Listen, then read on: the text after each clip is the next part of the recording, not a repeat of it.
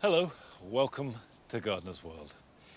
This is a fabulous dahlia. It's called Grenadier and has got this intense red bloom, and then it develops its yellow centre before the flowers fade and then new buds are formed.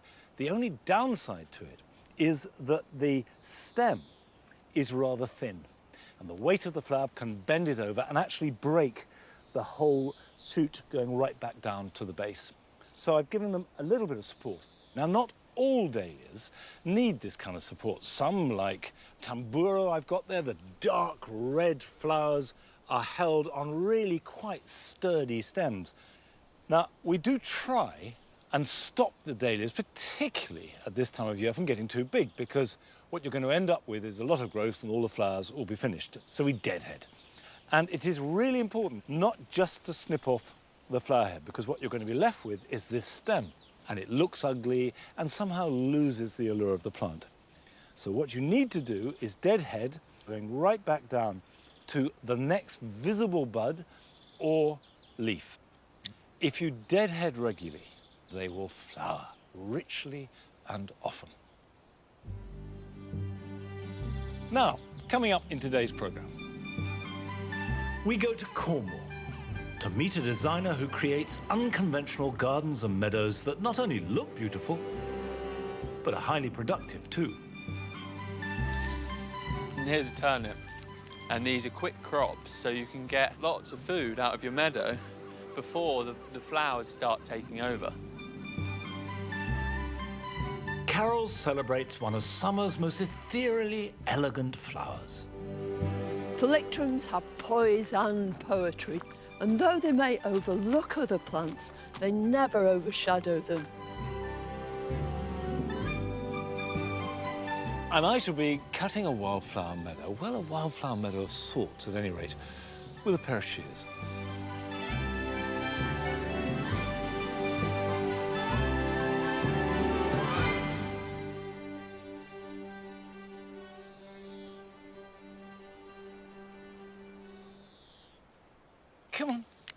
Come on, Nell. The vegetable garden has had a good year so far. I've got some lettuce here which will be ready for harvesting really in late summer, early autumn. And the idea of lettuce is just to keep succession growing. But that does mean good timing and good choice of varieties. This one here, which is a Lobjoy's Cos, prefers warmer summer weather. And this is a cut and come again variety. This is a red oak leaf, and I'll get at least 2 cuttings of that before the end of the year. It's always tempting to grow too much of one variety of lettuce. Far better to have small amounts of different varieties which are enough, but not too much.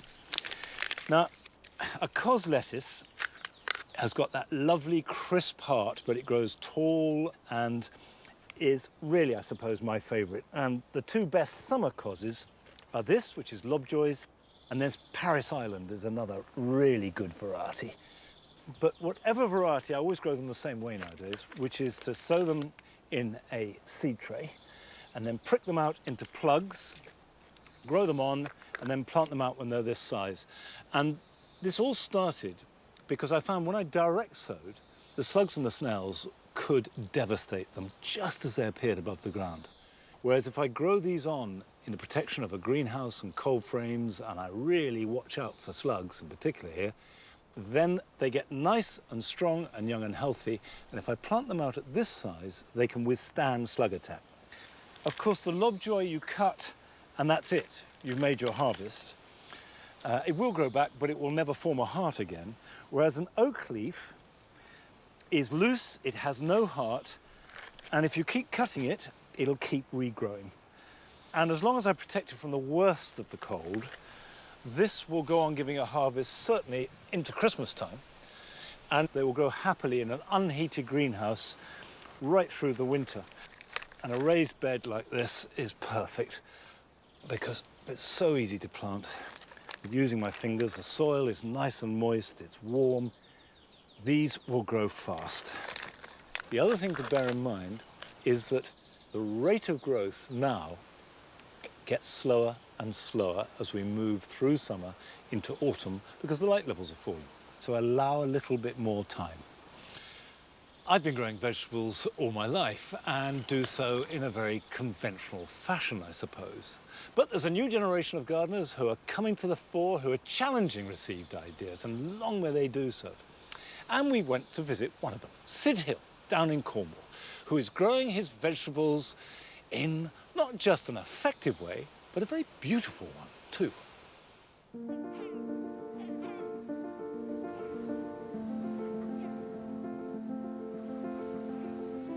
I had a bit of a different upbringing. I was home educated and I actually travelled Europe as a child, and then my dad bought a small holding in Portugal and we had 7 acres. So instead of going to school and learning about academic subjects, I was taught how to grow my own food. I was given my first vegetable garden at 10. We were growing food ecologically, and what that means is we were growing across the landscape with diverse plants growing together.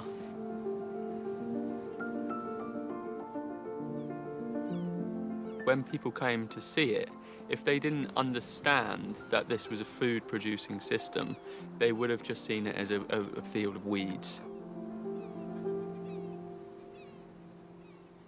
And I saw that there was a missing link here. There was these really productive gardens, and then there was these botanical gardens which have this wow factor. I saw there being an opportunity to design these seed mixes to be able to create really diverse, abundant herbaceous plantings at low cost from seed, but incorporating edible plants from around the world.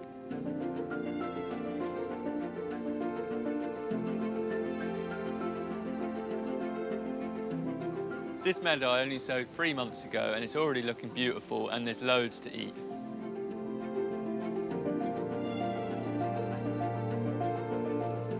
In this meadow there are 30 different edible species. Right now I'm picking some sorrel, which is on the ground cover layer. It's got quite large leaves which covers the ground around it, and it doesn't mind a little bit of shade. It has a really nice sour taste and it adds flavour to a salad. This one here is chrysanthemum greens, which is an annual. Adds really beautiful colour to the meadow in the first year, but the leaves have a really nice taste. It's lovely.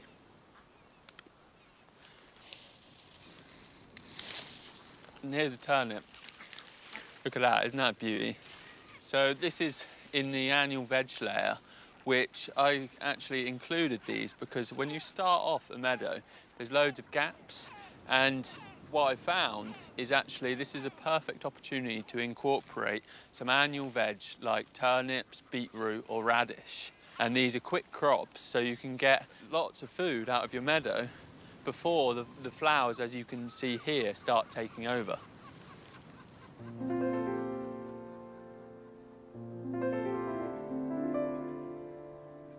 3 key tips for a successful meadow are buying quality seed from a reliable source, preparing the ground and making sure there's no competitive weeds from the beginning, and looking after your meadow into the future, weeding out any undesirable species and making sure you water in dry weather. There we have it. Here's a fresh salad ready for our lunch, picked from the edible meadow.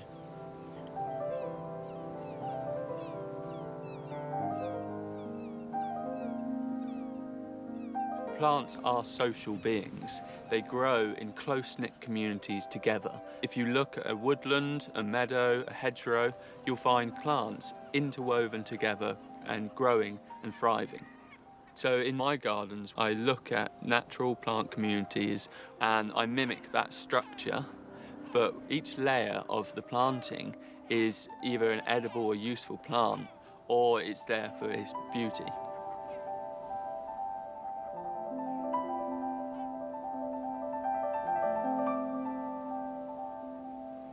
This is one of the ecological gardens I created last year.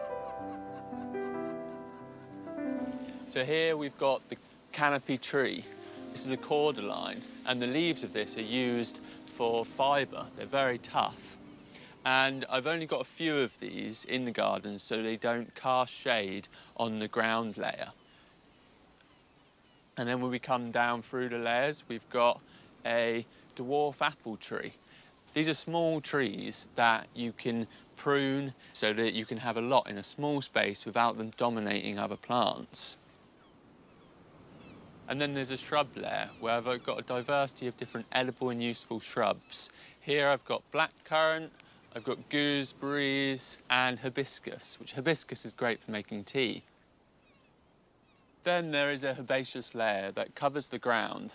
And what I did here is I sowed a woodland meadow, and then I plugged in lots of different edible perennials. Things like this ocker that has an edible leaf. The stalks can be used a bit like rhubarb, and then it has these tubers on the bottom that can be used like potatoes. I've included this fennel, which is a nice tall plant with feathery leaves, and this is included for tea, once again, because it makes a beautiful tea that is good for digestive. You might be wondering what this is, and this is actually an artistic habitat pile of dry stones stacked. And these were actually taken from the soil as I was digging it over and preparing it for seeding and planting. And what this does is it captures in the day the warmth of the sun, and then it radiates that at night, creating a perfect microclimate for nesting insects, which go into all the crevices and create a home for themselves. What I'm doing here is I'm planting echinacea, and I'm planting these throughout the garden because with a wild garden like this, if you don't have repeated forms in colour through the garden, it can be really hard to understand it. So if you look here, we've got this repetition of this contrasting red. Giving a beneficial garden like this that wow factor, it makes it more attractive to people to take on this more wilder approach of gardening.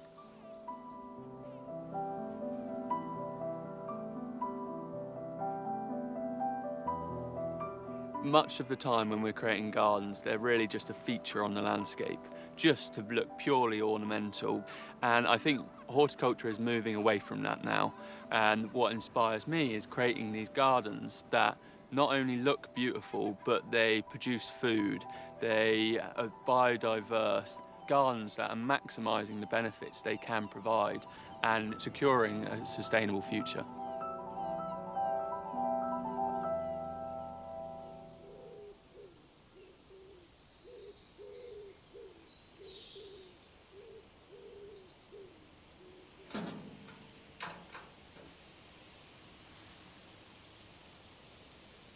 If we all look after our gardens as we want the world to be looked after, then we're heading definitely in the right direction.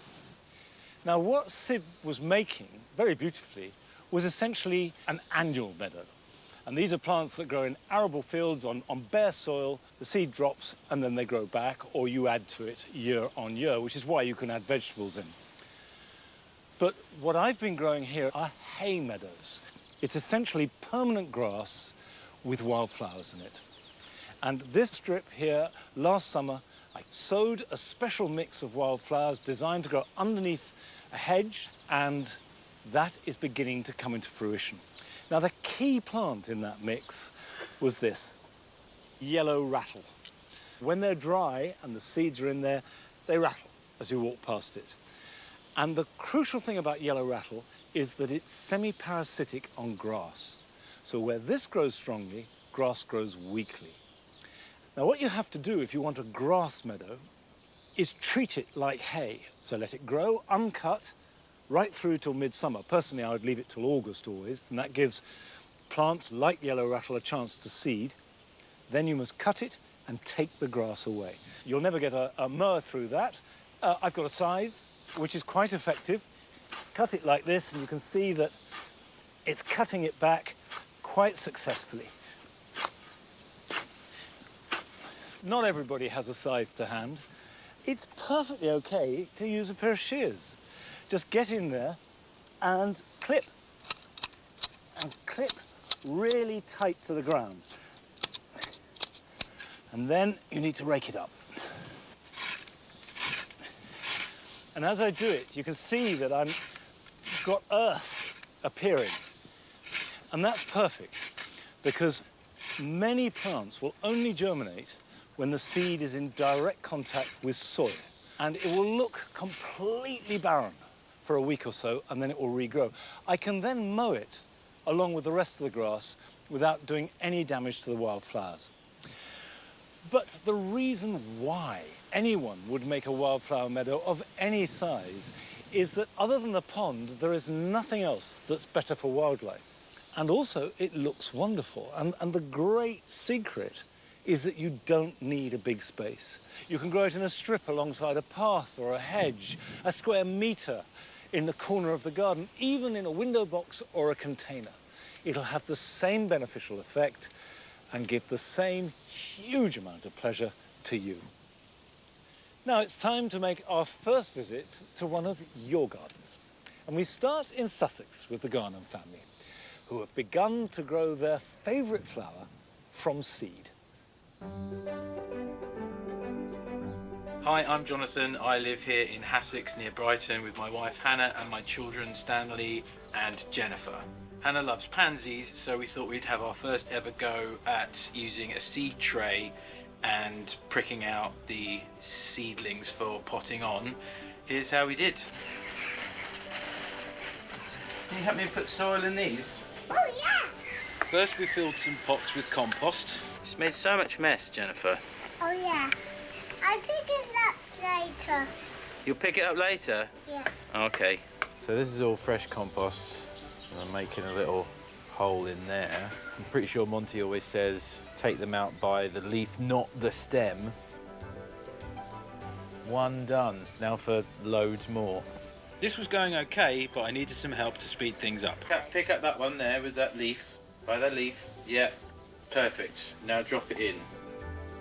36, 37, 38. 38 pansy plants. And these are all reused pots. Stanley, why is it good to recycle?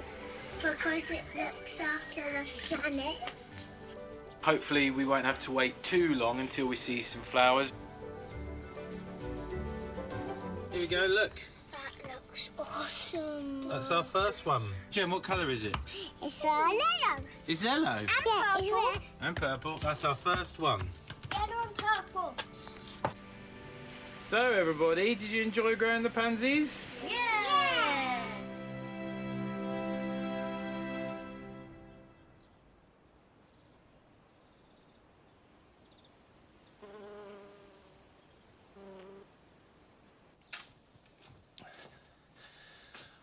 Well, Jonathan has certainly been very successful in growing those pansies. They look completely healthy. Love the fuchsias too, by the way. And that magic always works, to see Jennifer and Stanley's faces as these plants appear with flowers. And they will go on flowering now for most of the winter. 100% success. Now, I want to sow some seeds at this point for next year. And normally you do this for biennials. You sow them late spring, midsummer, and they germinate, become small plants, and then do their flowering in the following spring and summer. But I've got two different types here. I've got an annual, which is scabious, and a perennial, penstemon. Seed-sown penstemon tend to suffer from cold more, so they do need extra good drainage, and just be prepared that if we have a really cold snap, below about -5, you may lose a lot. But it's a packet of seeds, and that's the great advantage of growing from seed. So, first thing I need to do is some compost. This is my seed mix, which has a lot of vermiculite, leaf mould, some coir-based compost, a little bit of soil, because that adds bacteria, and seeds germinate very well in them. Now, this is a variety of penstemon called Scarlet Queen, pink with a white interior. And if I pour them into my hand, you can see the seeds are quite small, but I want to sow them as thinly as possible. And just sprinkle them on the surface. I will cover that very lightly with some vermiculite, and that will protect the seed as much as anything else. I'm just going to firm them down a little. I'm not compacting it. I'm just pushing the seed into the soil. Now, those are perennials grown from seed. At the same time, I've got here an annual, and I love scabious. Scabious of all kinds, but this is the common Scabious atropurpurea black knight. And it's got really rich burgundy colours with little white centres, flowering very late, late summer into autumn. And if I sow seed now, I can get them to flower a little bit earlier. So the same compost into a seed tray. Just try and, if I put them individually, it makes pricking out so much easier if you take a little bit of trouble at the seed sowing stage. Right, I'll just push those down again so they're making contact. Cover them over. You can use grit for this, but vermiculite is a lot lighter and cheaper, and they will grow through that perfectly well. I will put these in the greenhouse, give them a really good soak and not let them dry out. And I would expect in about 5 or maybe 6 weeks' time, they will be ready to pot on, and I'll do that with you, and then I will store them over winter. And now is the time to be thinking about your garden next summer, because there are things that you can do and plant and sow to make it even better.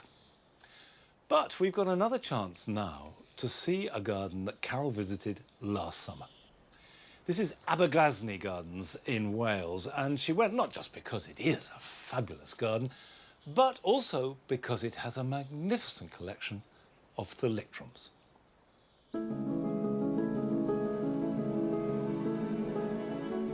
Thalictrums, or meadow rose, are some of the most graceful and elegant plants in the summer border. They bring a lightness and an airiness to the whole place. And they're named after Thalia, a Greek muse whose speciality was festivity. Thalictrum are a large genus in the buttercup family Ranunculaceae. There are more than 100 species worldwide. All thalictrums are herbaceous perennials.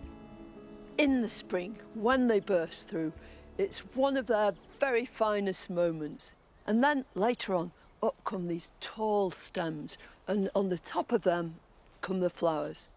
Many of them, like this one, and this is Thalictrum rochebrunianum, have sepals. They form the buds and then they open, and in the middle you get anthers, you get the stigma in the centre, and bees absolutely adore these plants. Eventually, those flowers will turn to seeds, and after that foliage has changed colour, these stems die right down to the ground and prepare for another year of beauty.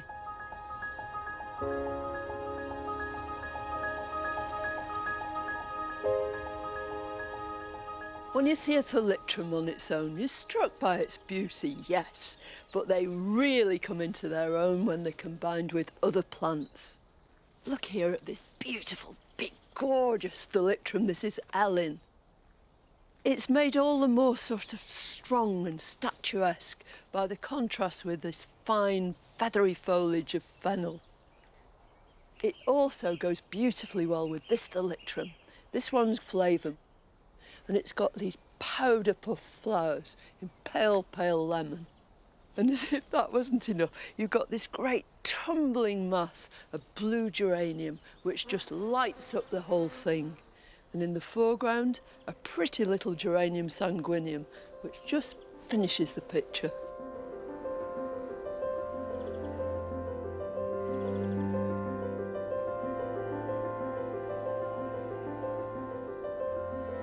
One of the first thalictrums to flower is this one.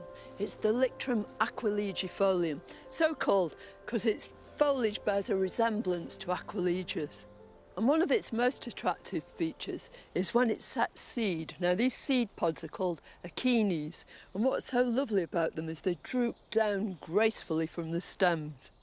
But the plant looks all the better for the company it keeps. At its feet is this big sprawling geranium. It's Amphoulchard, and that colour's picked up here by Primula japonica. I think the plant that really makes this association is the Rodgersia. This is Aesculifolia, meaning with leaves like a horse chestnut. And they're big and bold and beautiful and provide the perfect contrast with the finely cut foliage of that thalictrum and also all these others that I'm surrounded by.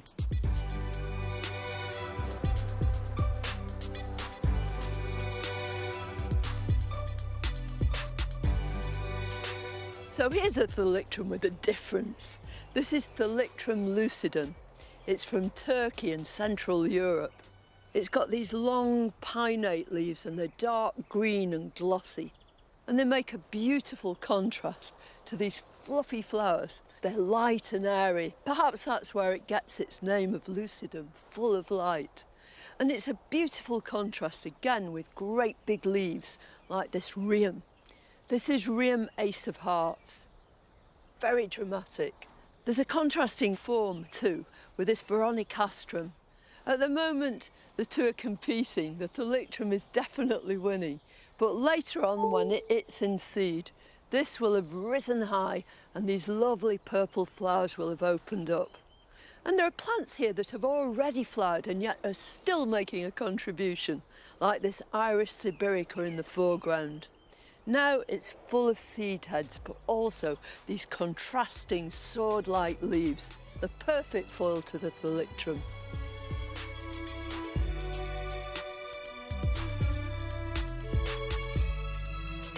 Cultivating Thalictrums couldn't be easier, but whichever one you choose, have a look first of all of where it comes from and the sort of conditions it's used to in its native home. It's no accident that they call Meadow Ruse.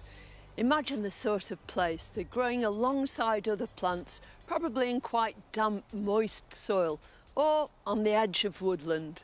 So they'll stand dappled shade, or a few of them with the very grey leaves will stand full sun. They love to have a cool root run, so ensure that they're surrounded by other plants. They're much better in good company.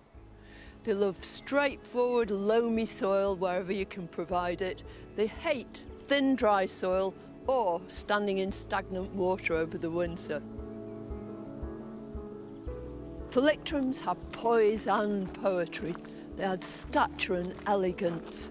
And though they may overlook other plants, they never overshadow them. From March till October, they keep on giving. First of all in the spring with their new shoots bursting through the ground, to the autumn when their foliage turns to golden amber with gentle seed heads to accompany the leaves.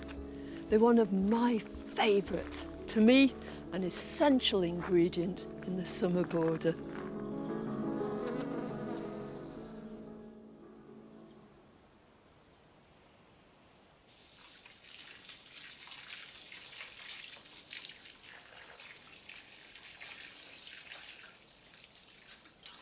Very nice to see those Thalictrums at Aberglasney again. I love them. We have quite a few here in the garden.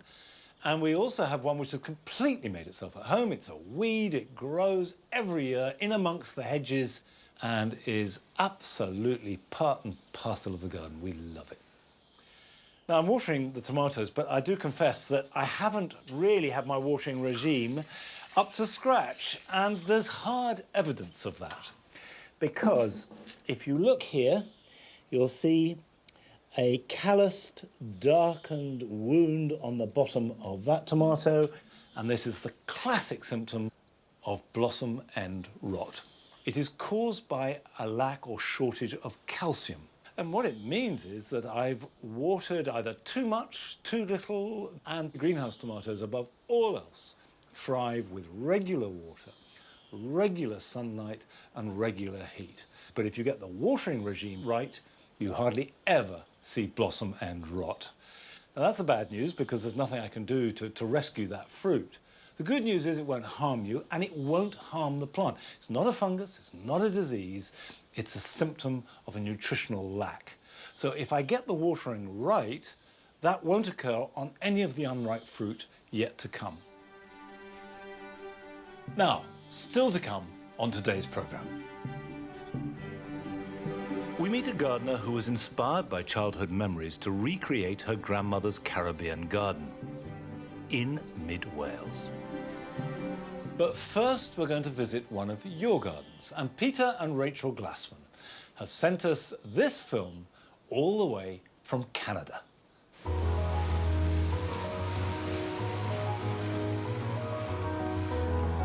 Hi, I'm Peter, and this is our garden in Gibsons, British Columbia in Canada.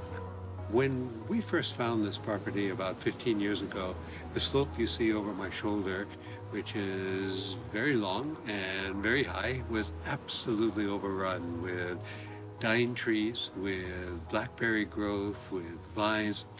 Over the last 6, 7, 8 years, I've been working on trying to convert this into a meadow that would be good for pollinating bees and attractive to butterflies and hummingbirds, and allow us to see the sea which lies below. I've loved gardening all my life. I'm 75 years old now, and I remember vividly being taught to garden by my mother. It is very fulfilling, but hard work. The hill is steep. I'm not that agile, and so I clamber around on this hill with some degree of confidence and maybe a little bit of an edge of fear. I extract buried root systems and try to deal with tangles of ivy and fall a lot and get up a lot and do it again. It's lovely to be among other forms of living beings, especially during this period of quarantining for our country and for the whole world. It has brought about so much serenity and hope and comfort and joy.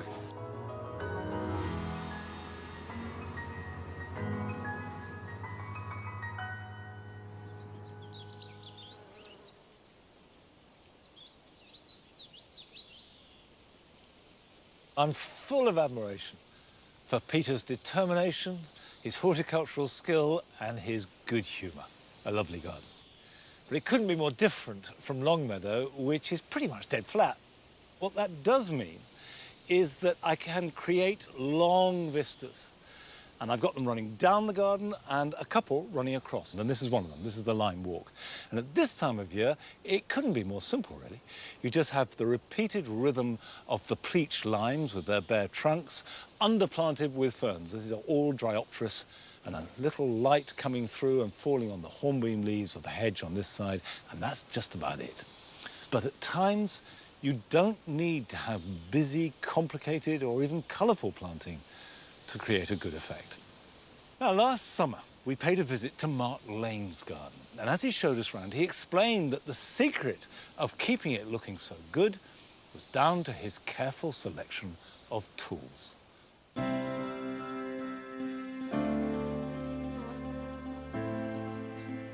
I've been gardening for 16 years in a wheelchair. I've changed the layout of the garden to suit me, and I found some really great tools to make gardening so much easier.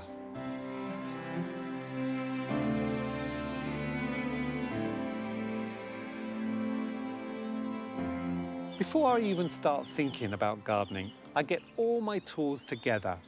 Now, I found this wonderful trolley online, and it means I can keep all of my tools in one place without having to keep going backwards and forwards to the shed. If you've got a box and not a trolley, that's just as good. Put all your tools in it, you can carry it around with you, and they're there just when you need them. If you have the space, an ideal width for a wheelchair-friendly path is between 100 and 120 centimetres. And I find a raised edge means my wheels don't end up in the borders. I have large wheels, so gravel isn't a problem for me. But if you have a manual wheelchair, then self-binding gravel or resin-bound gravel are good alternatives. Tarmac would also work and be a much cheaper option, and surprisingly, comes in many colours. I've got a real love-hate relationship with roses. My grandmother used to have roses in abundance in her garden, and as a kid we used to have to go and deadhead and pick up all those grotty leaves every single weekend. But as a tribute to her, I suppose, I've got this lovely rose border, and it goes from dark pinks to pale pinks. I've got the most gorgeous Princess Anne, and the scent is absolutely divine. But of course, some of these flowers have now gone over. So how do I prune them? Well, some really nifty tools. This is brilliant. It's a long-handled pruner, and something which you wouldn't really associate with gardening is actually one of these pickers. You normally see these in the street where people are picking up litter, but in the garden, they're brilliant because what you can actually do is you can get right in there and cut them with great ease. Obviously, there are some roses that I can reach, and a great tool for that are these tiny little snips. It's got this little hook on it. This sits comfortably in the hand, and it means you don't drop them. And then you just literally go in and cut. My hedge needs a really good trim, and I'll show you a tool that's really good for the job. Now these, believe me, are incredibly light. When you're going around the garden centre, it's really important to hold the tools and feel them. If they're too heavy after walking around, they're going to be too heavy when you're in your garden. But the really good thing about them also is that they've got these really long handles and long blades. So it means you don't have to bend so much or lean so much in order to cut your hedge. You can literally just go in and cut away.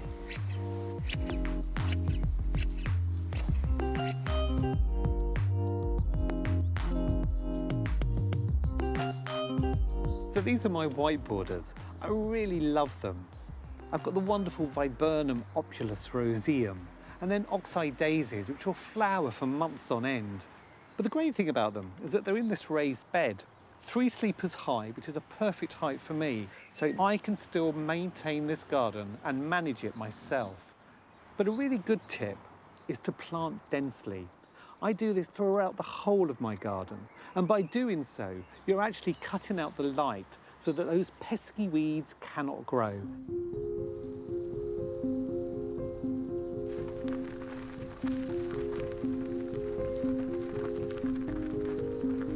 One of my favourite things to do in the garden is planting. I love it because I love playing with textures and colour and introducing new plants into new spaces. So this is Dahlia Totally Tangerine, and just look at the way that it picks up the pink of the geranium and the orange of the geum. It's just a perfect match. And if you look on the reverse of the petal, it's also got a nice pink hue to it as well. Turn it upside down, tap the bottom, and out it comes. Take a grabber, pull it round the base of the plant, then you can just lower it down into the hole with ease.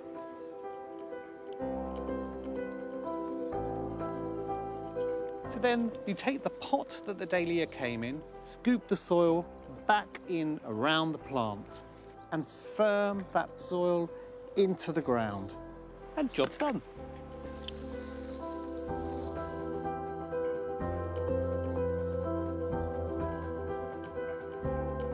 Even though being in a wheelchair has had a massive impact on me, it's actually been a positive one. I now see a garden from a new perspective. And because I've found tools that have enabled me to continue gardening, I'm out here more than ever.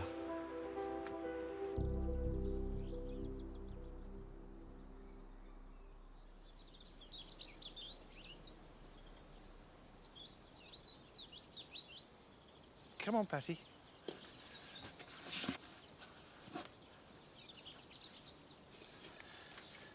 I think all of us share Mark's experience of having certain tools that are just dead right for us doing certain jobs. Now, we always had a pond here in the wildlife garden, absolutely essential if you want to attract wildlife. And it was nice, but not quite right. It was tucked away too much to one side. So we took everything out, enlarged it, pulled it towards the centre, and then put the plants back in. And actually, it's made all the difference in the world. The whole garden now suddenly feels centred around it. Now, I was going to plant a water lily a few weeks ago, but then I hurt my back. So the water lily, which is a Nymphea alba, has lived in that bucket for the last 3 weeks. At the moment, this is quite small. It's planted in a basket, which means that the water can drain out and the water can get in. That's really critical. And subsoil is ideal for aquatic plants. Do not use a normal potting compost or your garden soil. It'd be too rich for them. And the whole point about aquatic plants is they spend their entire lives completely submerged except for the flowers and the foliage. The plant needs to sink down if they are to sit easily on the surface and not spreading too laterally. Right, time to get in.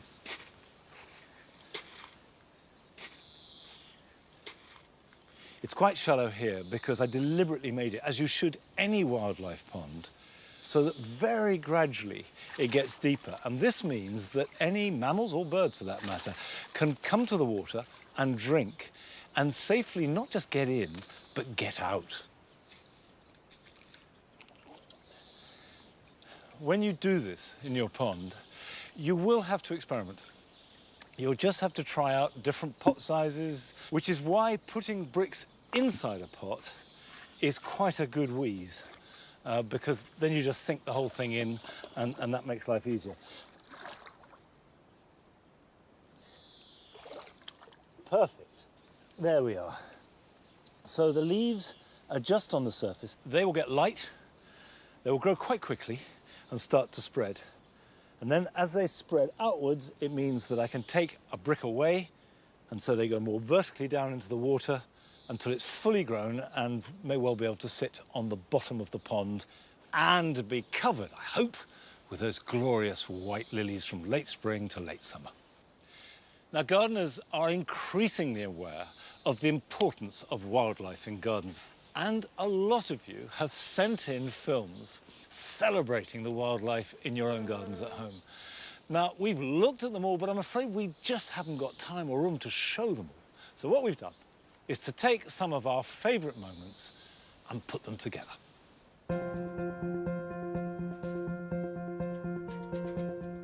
Hello, I'm Isabel. This is our nature garden. I like all the animals and birds and the wildlife that lives around us. We wanted to create a haven for pollinating insects. And what better way to do that than to build a giant bug house? Or insect hotels? Bug hotel. Be in bug house. A 5-star bug hotel complete with swimming pool. I started photographing insects and invertebrates a few years ago, and now I've got so many in the garden, it means I'm never short of subject material. That is a morning cloak butterfly. The kids love getting up close to see that nature. Butterflies, bees, and birds of all sorts. Because we love watching just what comes to our door. It's magic. Oh, wow, look at these beauties. I don't know if you can hear this, but there's our wildlife pond and our 4 frogs. It's great to know that so many animals now call this garden home. It's a haven now, and it's given us so much joy. That's all we've got today. Bye!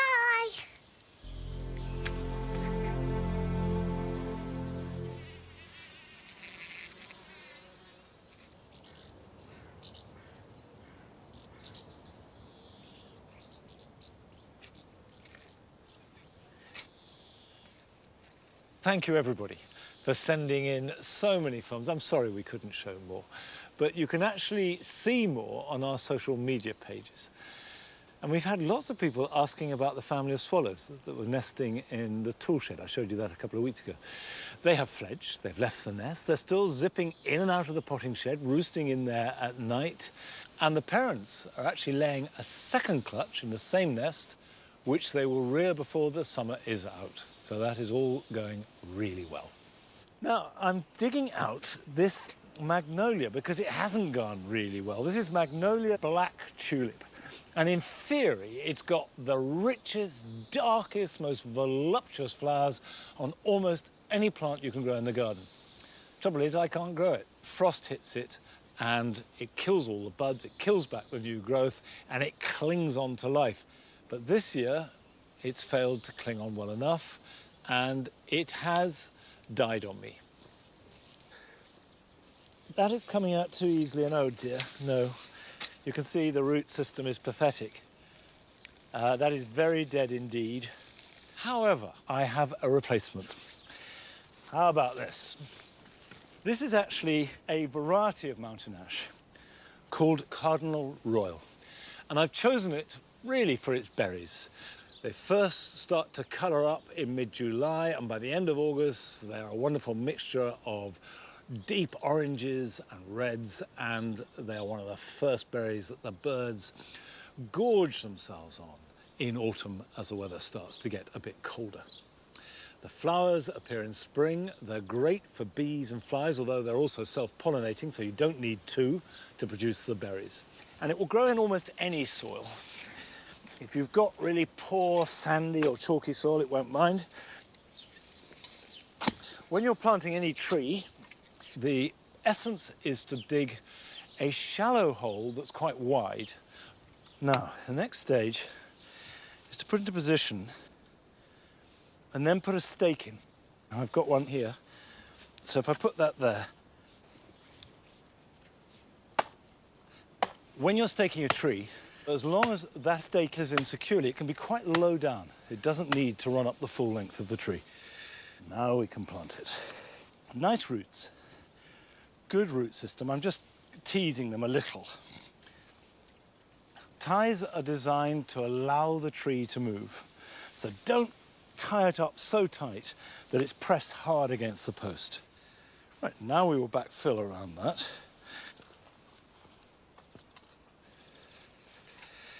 I will give this a really generous mulch with compost to make sure that it is well watered every week for the rest of this growing season.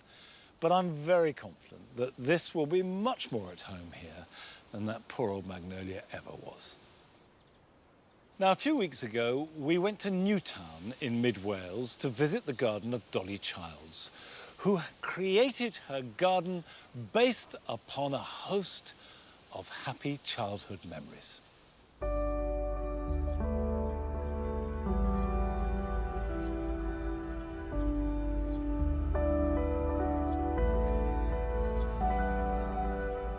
When I come in my garden, I escape to another place. I feel a sense of peace, tranquility, and happiness. Seeing the sunlight filtering all through the leaves and the light breeze and the sounds of the birds singing is like a paradise to me.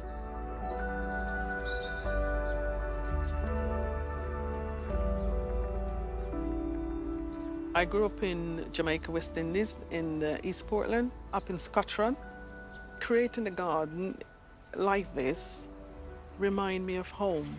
You take me back to my childhood, walking down a hill and seeing the sunrise coming up, seeing the sea and all the ponciana and the bloom and the flowers and everything just bursting out.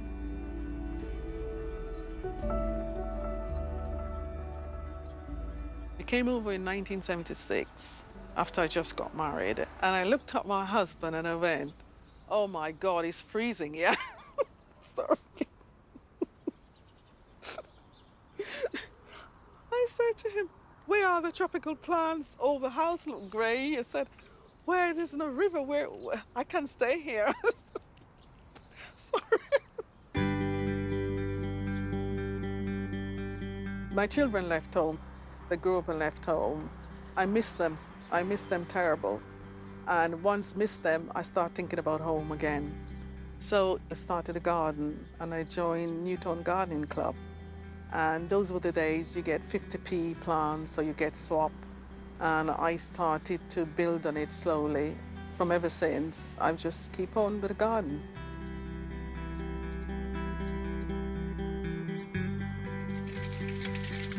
The plants in itself, I don't just plant.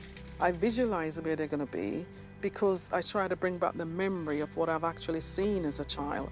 And even now, I can visualize the pathway down the river, the leaves, the trees, the brooks, the fruits, everything is just clear, still in my head. You wouldn't believe how I get this plant. I visit a place, Hunt Tavern in Newtown, and it was growing on a bank. I said to the caretaker, "You mind if I had a bit of cutting of that plant?" And she said, "Why do you ask?" I said, "It reminds me of home, this very tropical looking." And then she gave me a cuttings, and from the cuttings, this is how I have this. It's been here now 3 years, and every year I come out, and it just reminds me walking down through the bush in Jamaica.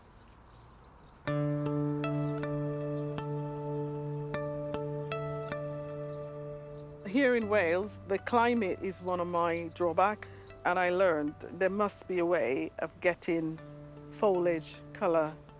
And I noticed that some of the plants were the same, so I find a look-alike plant that can withstand the harsh winter, like the rice plant, the japonica, and the hardy palms, which has got leaves looking like coconut trees.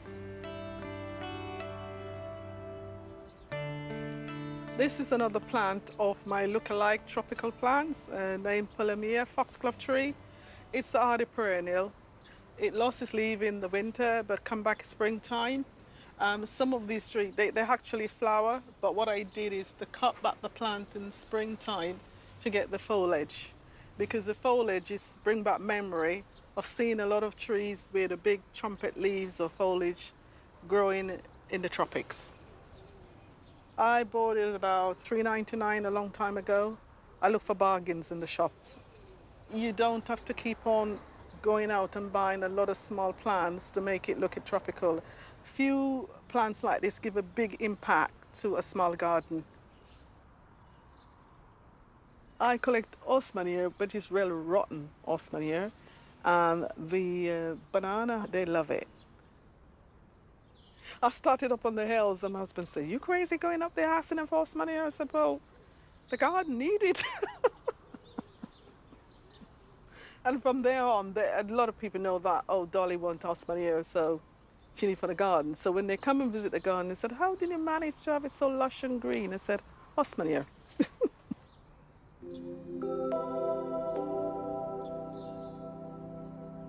My garden has been influenced by my My grandmother was from the Arawak Indian Taino tribe. She get plants and ground it and make it into medication. My grand began to say, "Go and pick this plant or that plant," and she will make it as a herbal tea. We live in the countryside up in the mountain, and there was no doctor. And as a premature baby, my grandmother used plants to help me to survive. So it gave me life.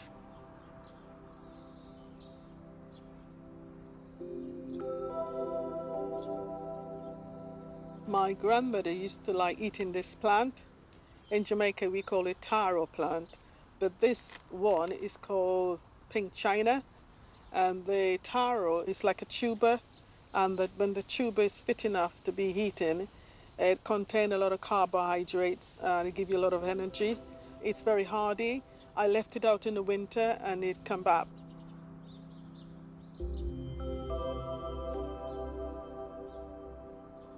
My grandmother, one of the things was that she will not have her photograph taken because she believes that you take away her spirit.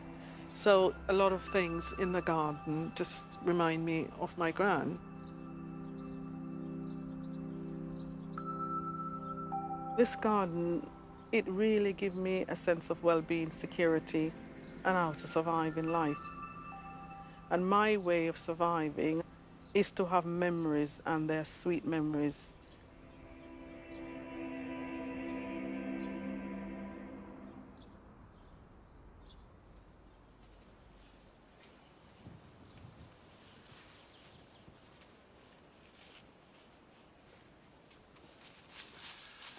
As well as being a lovely garden, I love the way that Dolly associated the spirit and soul of her grandmother, as well as the visual memories, with plants.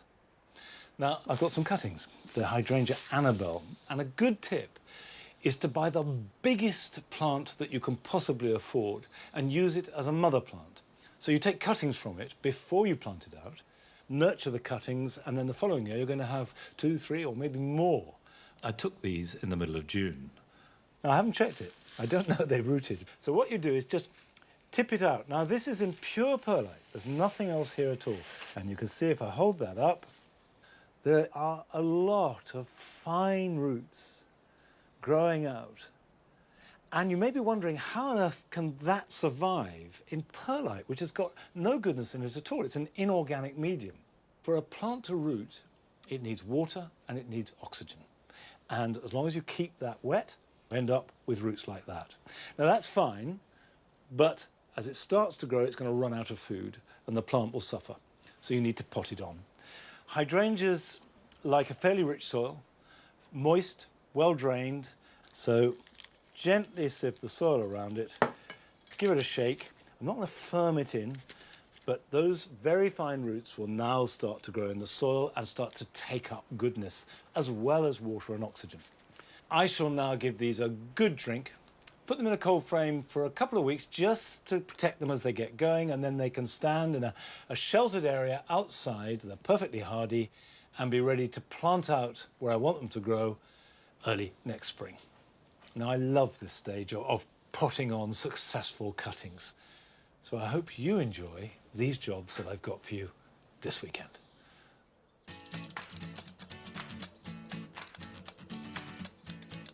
If you grow plums or cherries and feel you must prune them, the time to do this is in a dry spell in summer, and that will reduce the risk of bacterial canker, which can be a killer. And in any event, never prune them in the winter months.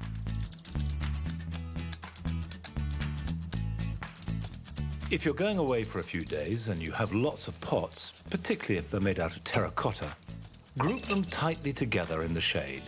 And this will mean that they dry out much less and therefore will be healthier when you return.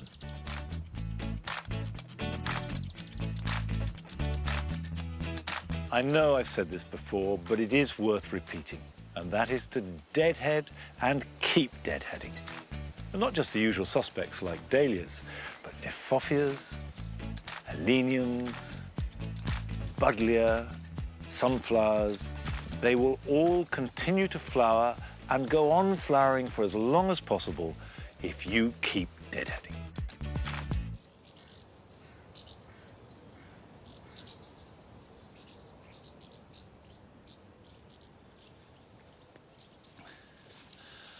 Well, this is certainly the Jewel Garden's hour. It is positively bubbling and erupting with rich colour. The sunflowers are out with their shades of yellow through to caramel. There are the oranges of the Tithonias, the flare of flower on the cannas, and those wonderful burgundy banana leaves. Who needs flowers when you have foliage that looks as good as that? And we've got the shocking pink of this phlox that was meant to be magenta, but was the wrong shade. And we've never had the heart to take it out, and it's been flowering like this for 20 years and probably will for another 20 years. But no more flowering today because we've run out of time, and I'm away next week. So you'll be with Adam in his garden at the later time of 9 o'clock, and I'll be back here at Longmeadow in a couple of weeks' time. So until then, bye-bye.